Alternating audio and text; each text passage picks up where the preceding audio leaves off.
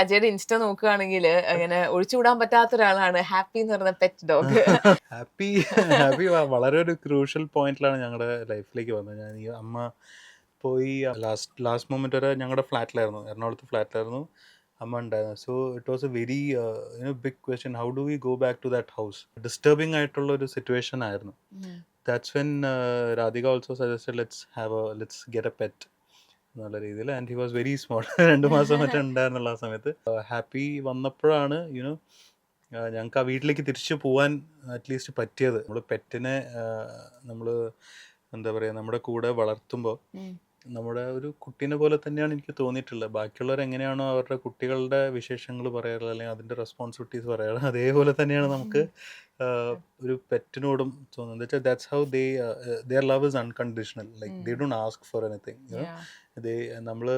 നമുക്കൊരു ഇറിറ്റേറ്റഡ് ആയിട്ടുള്ള ഒരു മൂമെന്റ് ആണെങ്കിലും they'll just come and sit besides you. ഞാൻ അധികം പറയാം ഐ ആം ഹിസ് മദർ.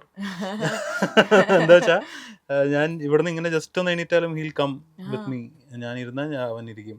ഞാൻ ഈവൻ ടോയ്ലറ്റിൽ പോകാനടക്കം ഞാൻ ടോയ്ലറ്റിൽ നിന്ന് തിരിച്ചു വരണവനെ അവൻ അവിടെ ഇരിക്കും. So it's literally like I am his mother എന്നുള്ള രീതിയിൽ. അധികം ഇടയ്ക്ക് മൈൻഡ് പോലും ചെയ്യാറില്ല.